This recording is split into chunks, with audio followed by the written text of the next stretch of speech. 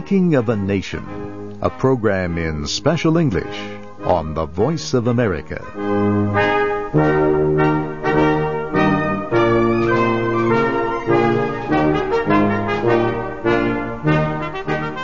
In the spring of 1820, President James Monroe faced a difficult decision.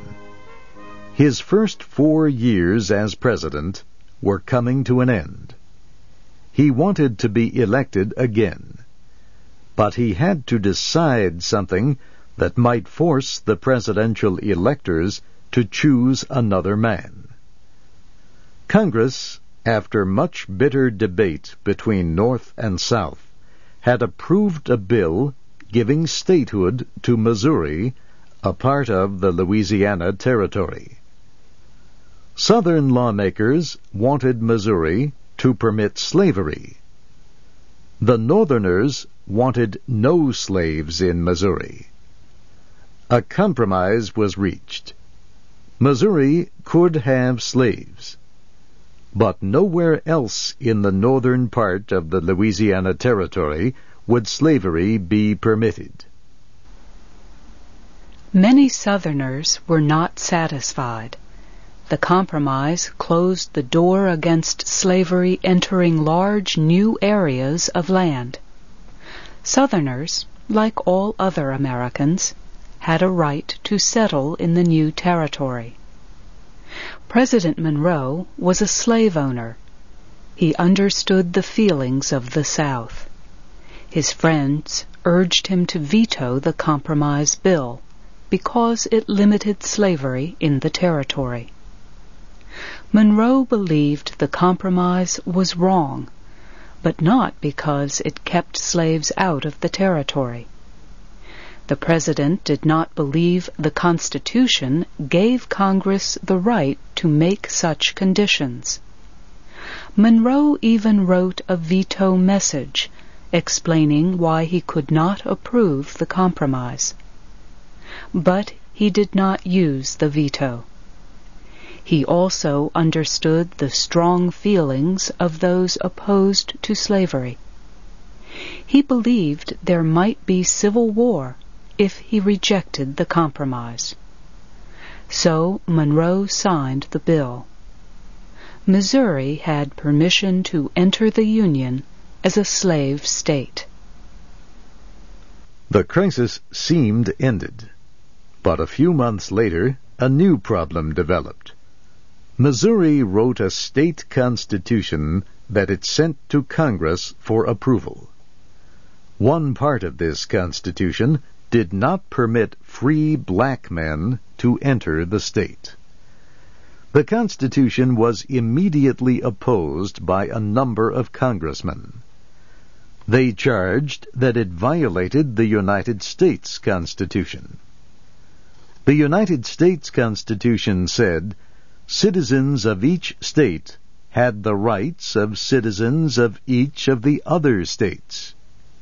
And since free black men were citizens of some states, they should have the right to be citizens of Missouri.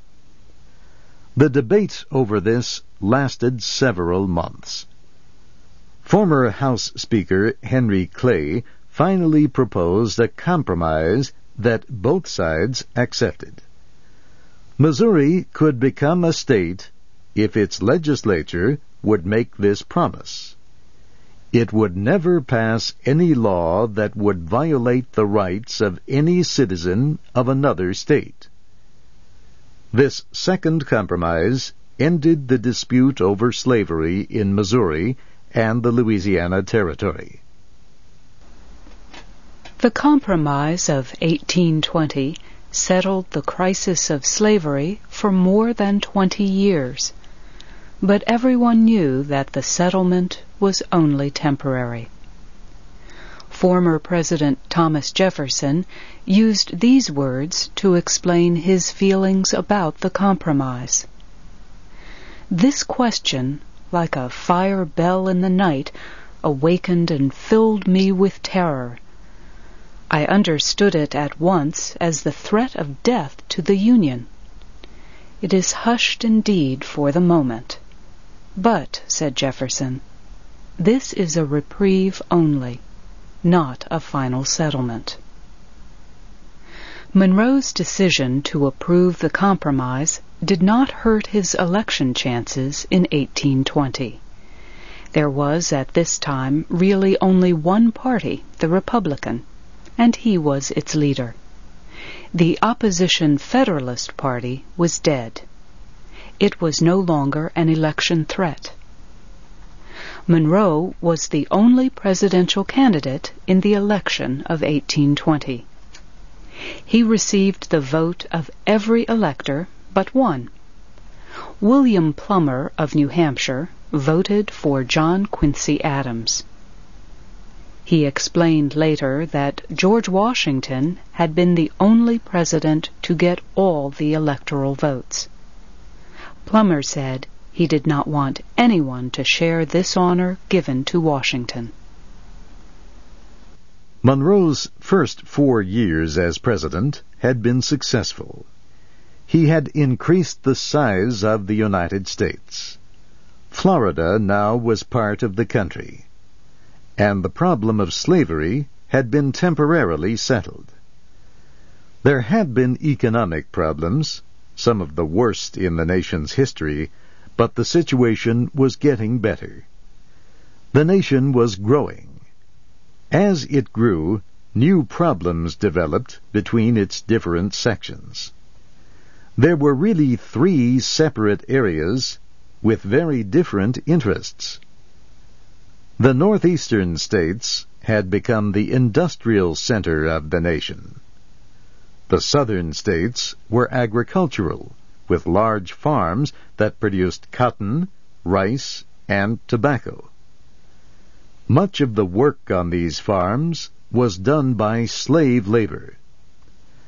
The western states were areas of small farms where grain was produced with free labor. It was a place where a man could make a new start, could build a new life. The land did not cost much, and the fruits of a man's labor were his own. This division of the nation into different sections with opposing interests ended the one-party system of Monroe's administration. The industrial Northeast wanted high taxes on imported products to protect its industry from foreign competition.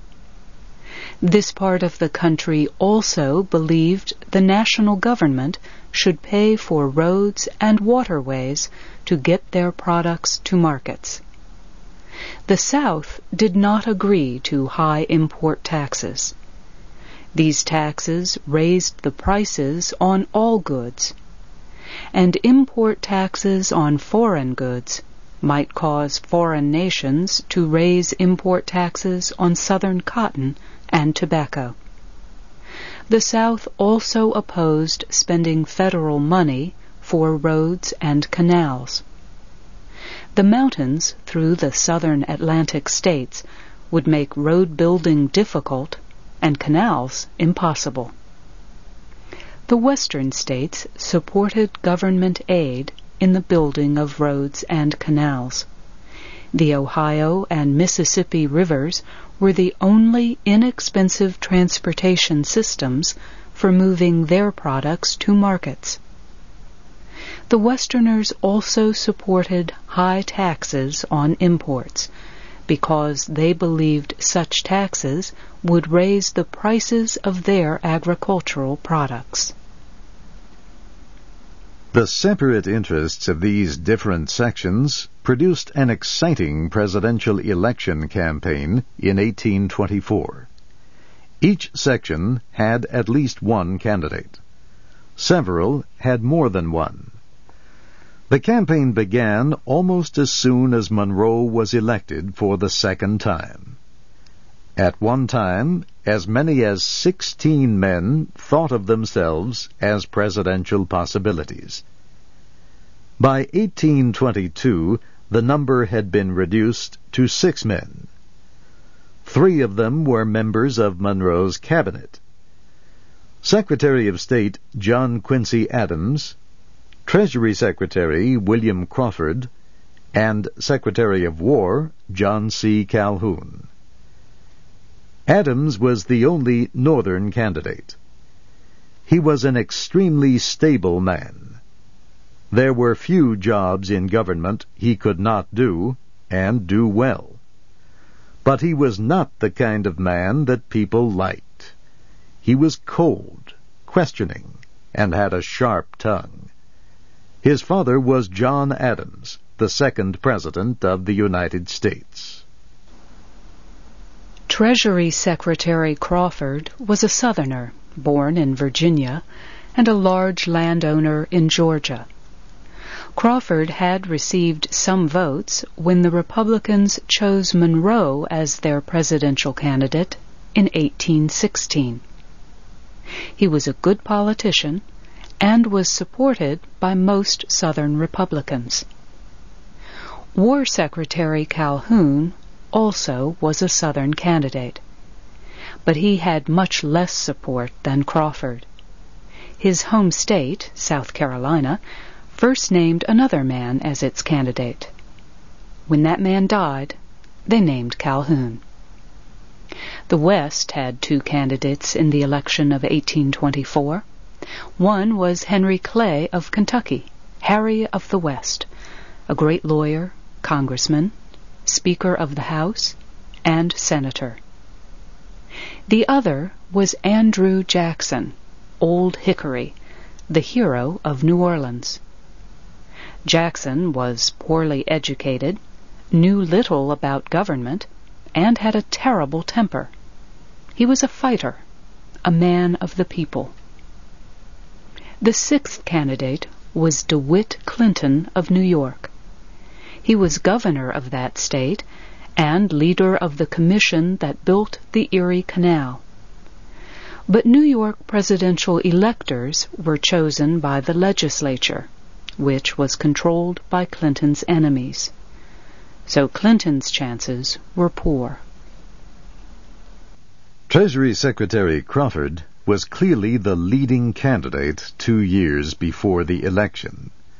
But he had a serious illness in the autumn of 1823. He could not meet with the cabinet for months. He could not sign official papers. Crawford did go back to work, but he was only a shadow of the man he had been. He walked slowly, like a blind man, wrote one reporter. So that took Secretary Crawford out as a possible candidate for the coming election.